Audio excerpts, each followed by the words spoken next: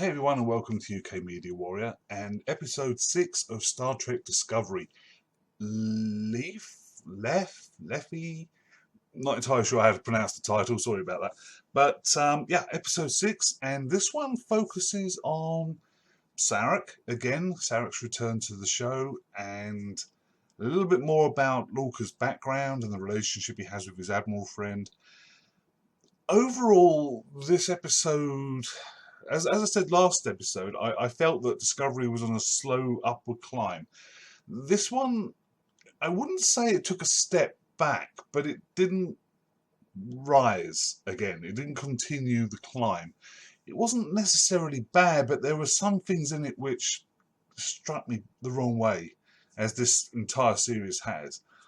But there were some great things. The visuals of Vulcan were fantastic. Normally, especially if you're only knowing Vulcan through the original Star Trek series with Kirk and Spock, and some of the films with the original crew, for example, A Voyage Home, where they're on Vulcan, you see it as a very red, very barren sort of landscape with harsh sun and all that. This showed us a Vulcan that was more realistic, I suppose would be the way to put it. But it was incredible CGI, and I loved that. Also, we get to see Ash Tyler once again becoming part of the crew of Discovery, and is officially given the position of Chief of Security, which is what I assumed he would have been given last week when I saw him, and I did my review, and I stated that that's the position that's suddenly become available because the Commander Latham, or the lady who was the Chief of Security, gets killed stupidly. So Lorca's got a spot for a Chief of Security, and he finds this bloke. So perfect timing. So he gets a lieutenant gets put into the position of Chief of Security, which is a little bit odd, especially when you're hearing over the radio, in the intercom in the background, Commander blah blah blah go here, and Commander blah blah blah. So there are obviously higher ranking people on board the ship, but the Chief of Security becomes a lieutenant. Now that's not necessarily a huge problem. I mean, on the Next Generation, Tasha Yar was a lieutenant. It's just that you've, by I suppose tradition to a degree, a department head is normally more experienced, higher in rank, because you need, if you've got somebody who's in charge of a department, be it security, engineering, science, medical, whatever, you want them to be the best. You want them to have the most knowledge, and you want them to have the rank to push through their points if they need to. Which is why I was a little bit, I mean, in the original series, you've got Spock, he's a commander. McCoy, he's a commander. Scotty, he's a lieutenant commander. All these people have the experience, the years in the fleet, and the rank that they need. In the Next Generation, we have Lieutenant Tasha Yar, who looks incredibly young to be on the flagship of Starfleet, holding down a position of Chief of Security. Now, obviously, we know Picard asked for her personally after witnessing her in the field, and he was impressed by her skills. That's fine. That's his position. That's his decision. But again, Geordi was a lieutenant, and he was at the helm. Worf, I believe, was a lieutenant when he takes over from Tasha. And in Voyager, you've got Ensign Harry Kim, an ensign who's the chief operations officer on a starship. It just felt a little bit weird. This kid's literally just come out of the academy almost, and you're putting him in charge of the operations division on your ship. So that felt a bit weird. So I love Ash Tyler at the moment. I love his character. And this is going way off kilter, I understand that, but I just wanted to get that on record for some reason. It just always bothered me. But anyway, so yeah, Ash Tyler's in this again. Incredible acting by this guy. I can't remember the actor's name, unfortunately, which is on me. I should remember the guy's name, but I can't right now. But I love watching him on screen. Now, obviously, he has been flying around the internet. Everyone must have heard this by now. I mentioned it in my last review, but the Tyler Vok thing, conspiracy. Ash Tyler is actually the Klingon Vok, the albino Klingon. He has been changed to appear human and to insinuate himself into Starfleet and onto Discovery in particular. Now they're obviously doubling down on that here. They're pushing that through here because during the training session at the beginning, he outshoots Lorca by quite a decent percentage, and Lorca actually states, "I notice you fight like a Klingon." And Ash Tyler's like, "Well, I was in prison for all those months. I had to learn something from being beaten up by the guards." But it was, once again, a ham-fisted way of the writers to hammer this conspiracy theory in to the audience to say, "You haven't got it yet? Here, let us try pushing this in. We'll ram it in a bit more, then you might get where we're going with this." Don't worry, writers. If this is the payoff that we're going to get down the line, that Ash Tyler is actually Vok, we've pretty much worked it out by now. However, if you're going to pull the rug out from under us later on down the line, then this is going to look really weird that you've been pushing this angle so blatantly. So I'm not entirely sure what their plan is. I'm assuming they figure they're being smart and clever, and when the twist actually comes that Ash turns out to be Vok, we're all supposed to go, "Didn't see that coming," when in fact we all did. Or later on down the line they go, "No, look, here's Vok and here's Ash. Maybe in the same scene. Ha, you were all wrong. We fooled you." Why would you want to fool us? Why would you hammer in this theory and make everyone believe it just to say, "Nah, we're smarter than you. We pulled the rug out from under you. You actually didn't get it, did you?" That's not clever story writing. That's just being a dick. So anyway, but I love the character who plays Ash Tyler, and I love the character of Ash Tyler. And if he doesn't turn out to be Vok, I actually wouldn't mind, because I like him as a person, as a character on screen to watch. So that's fine.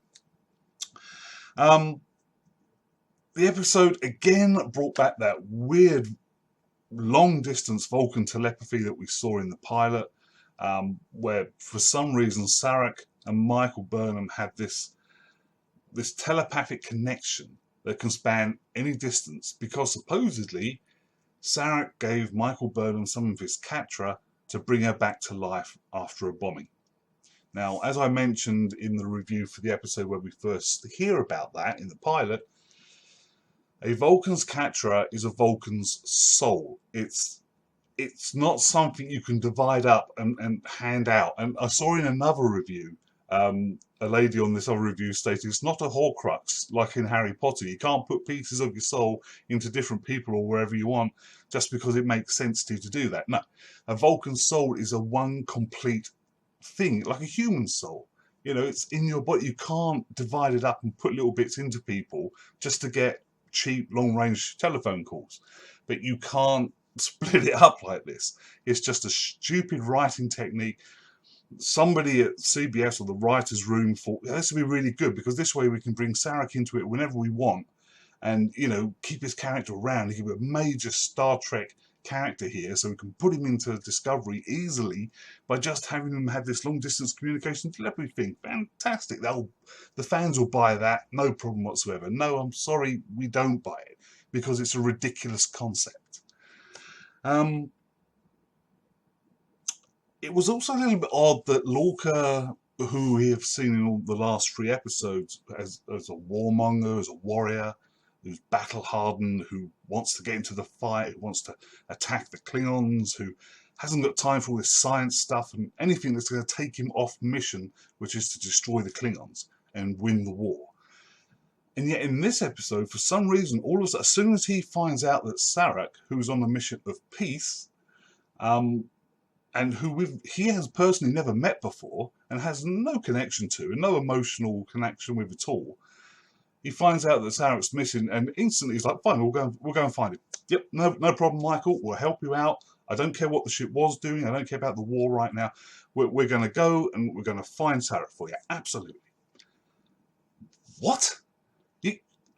The way they write and show these characters, you could go dizzy with the way they keep spinning and your head's flashing back and forward trying to keep up with how these characterizations change. They've established Lorca as this warrior, as this person who doesn't have any time for anything other than winning the war, fighting and winning the war. That's who they have established. To suddenly give him this humanistic streak, this desire to do something really good for someone for no other reason than because it's the altruistic thing to do. It's just felt totally off character. It just didn't feel right. And I kept waiting all the way along through this episode. I kept waiting for the payout. He is doing this for a reason, to get something over on the Klingons or get something over on the Vulcans. Or there's going to be a twist later on down the line where we find out he actually wasn't doing it to be nice. He was doing it because it worked for him. But we never get that. All the way through to the very end, he's absolutely lovely in this episode. In fact, he's the nicest Lorca we've seen so far, by far. And he promotes Burnham to the bridge at the end of the episode. He gets to sleep with his old flame, the Admiral Cornwall. He gets bashed on by Cornwall. So, he's looking like somebody's just kicked his puppy at points. So we've got this totally different Lorca character in this episode, totally different from what we've seen before. So it just felt totally weird to me that they would give such a 180 shift in character for this episode. Next episode, I'm sure it will right back to the one he was before, the bloodthirsty Lorca we've grown to know. Holographic training. Okay. This has been an issue with Star Trek Discovery that I've been trying to ignore. The way they use holograms for communication, for displays on the bridge, the main screen is a hologram. I blazed about it, I was pissed about it, I shouted about it in the first couple of episodes, but since then I've been trying to ignore it because it's not going away, there's nothing I can do about it, I've already complained about it, just let it lie. So what did they do? They give us a holodeck. They give us a whole training sequence at the beginning of the episode with Ash Tyler and Captain Lorca on a holodeck shooting Klingons. A holodeck. Holodecks do not appear until the Next Generation. Okay? That is established in canon. There's no getting around it. There's no fudging this. It's not like saying, well, okay, in the original series, which is 10 years in the future, they don't have holograms, but they've got computer screens, but we'll just swap it with holograms to make it look cool for Discovery. Okay, that's not good, that's wrong, but okay, it's just a holo screen, it's just a view screen, I can live with that. To say, well, yeah, okay, so holodecks don't actually appear for another 80, 90 years, but what the hell, we'll put it in here because we want to have a holodeck on our show and we don't give a shit about continuity or canon, so we're going to have a holodeck on the Discovery and the fans can just F themselves, we don't really care. That's how it's coming across, which just pisses off fans even more and makes them hate Discovery even more. It's like CBS are going out of their way to alienate Star Trek fans. And I just don't understand. It makes no sense to me. Why would they want to do that? Talking of something that's out of place, Tilly, Cadet Tilly. She's still annoying me. I just can't. Everybody else in this show is in one show, in a serious show. And Cadet Tilly is in another show. I don't know what show she's in, but she's certainly not in Discovery where everything is serious and life-threatening and fighting and they've got a war going on.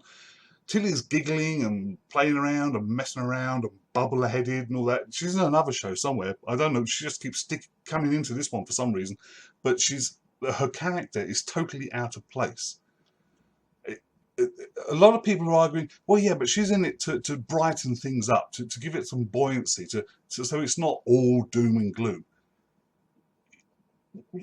No, I'm sorry, you can't have every other character being one way and this one single character being the total opposite, because it just makes her stand out and look awkward, which is what Tilly does to me. She doesn't fit into any scene she's in. She's too exuberant, she's giggling, she's grinning, she doesn't fit in with this show. I'm sorry, she just doesn't.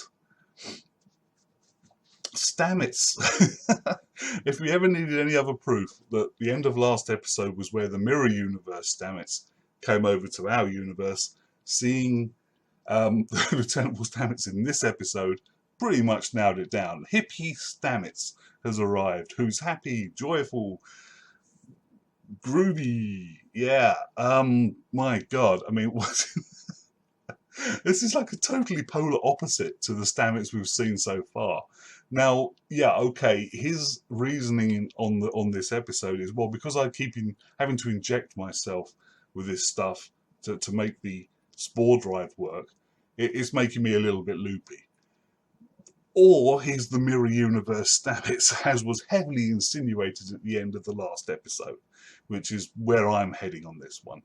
But I think it was funny to watch the actor. I mean, that actor is good. He's got range to give us the dick Stamets from we've seen previously, and give the hippie Stamets we get now. So that was funny. I like watching that. Admiral Cornwall, I actually like Admiral Cornwall as a character. The actress who plays her is doing a fantastic job. And I really do love her on screen. Whenever she's on screen, she delivers really well, especially when she's bouncing off of Jason Isaacs as Lorca. And obviously those two have a big connection. They sleep together in this episode, rekindling an old flame. But one thing I did think was a bit odd, she comes in person to the Discovery to chew Lorca out about sending a rescue mission for Sarek. Now, in previous Star Trek, we have seen really important discussions take place via subspace. During the war, it happens by subspace. For life and death situation, admirals are calling the ship via subspace. They don't go in person. They're admirals. They've got far more important things to do than be flying around the universe making house calls to captains. That's not what admirals do. They just phone up the captain and chew them out over the phone. It's not like the captain's going to hang up on them. So for her to actually go out of her way, get on a ship, go to the Discovery in person to chew out Lorca about actually doing something good for a change, something nice, and going to try and save Sarek, was a little bit odd. But equally, she has a go at him about, you've sent a mutineer and a POW and a cadet on a rescue mission. Why? Are you crazy or something? I mean, yes, okay, it is a rather stupid thing to do. But you cleared him to be captain. She actually states, you passed all your psych evals after being tortured in that prisoner ship camp, whatever you were in the last episode. You passed all your psych evals, but you lied, didn't you? You must have lied because you're obviously really troubled, Lorca. And he actually admits, well, yeah, okay, I did lie. Wow, these are really good psych evaluations then. Somebody gets tortured in a prisoner of war camp, he gets free, he escapes back to Federation space, and within a week, he's back in the captain's chair. And everyone's like, yeah, he's fine. He passed a few psych evals, don't worry about it, it's cool. And then the Admiral has to come over and say, well, no, you lied about those psych evaluations. Wow, you've got to wonder if Starfleet Medical who have they got in Starfleet Medical that this guy could fool several psych evaluations to the point that he would be cleared for duty as captain of a ship. But my main concern was when she touches Lorca during the night and he's asleep and he reacts the way he does by putting that phaser out from under his pillow and aiming it at her. Did she really think that wouldn't happen? This guy has gone through so much shit during the war. He lost his ship, which admittedly he blew up, but nonetheless, that would still have some sort of emotional scarring going on there. Then he gets captured, then he gets tortured, and you're worried that he has a phaser under his pillow and that he reacted adversely when you touch him in the middle of the night when he's asleep, when he normally sleeps alone. This is enough reason to go off the rails and start threatening to take away his command. I just don't understand that. I don't see these two are friends. They're supposed to have this strong relationship. They sleep together. They're obviously very, very close. And yet, this is the reason. This is the straw that breaks the camel's back. No, not the fact that he was captured in the POW camp. That wasn't enough to keep him out of the captain's chair, obviously. But the fact that he reacted adversely to the fact that you're waking him up in the middle of the night when he normally sleeps alone, and he has a phaser under his pillow. This is war. This isn't surprising reactions. This is probably normal reactions for somebody in his shoes, from what he's been through. So I couldn't understand why she was using this as the point where she says, right, I'm going to take your ship away. You're obviously not right. I'm taking your ship away. You're done. I was like, yeah, no, you're supposed to be his friend. You would if you're a shrink, as I'm assuming she is, because Lorca actually states, now are we having a session here? You would understand why he was like this, why he kept a phaser under his pillow, why he reacted like this when you touched him or woke him up in the middle of the night. You would get it. You wouldn't go off on him. You would be caring and sympathetic to him. So, again, weird writing.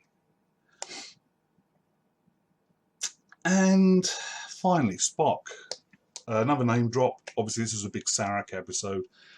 We see the reason why Michael Burnham didn't enter the Science Academy, why Sarek instead brought her to the Shenzhou and gave her to Captain Giorgio.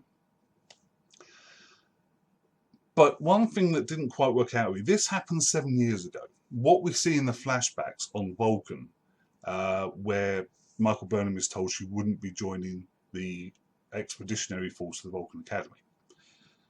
This happened 7 years ago because at this point we actually hear Sarek says, she needs to go back to her people. So this is the point where he takes her to the Shenzhou and gives her to Captain Giorgio. We know she's been on the Shenzhou for 7 years. So this happened 7 years ago. And yet Sarek tells that other Vulcan that Spock hasn't even started his studies at the Science Academy yet.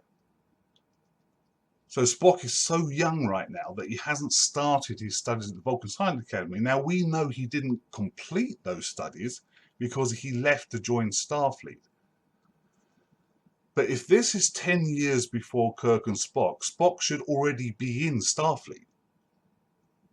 In the pilot episode, The Cage, when we see him as a science officer with Captain Pike as his captain, that's happening at the same time, right now, that's happening at the same time as Star Trek Discovery. So Spock is out there, a lieutenant in Starfleet under Captain Pike on the Enterprise right now as we watch Discovery, timeline-wise.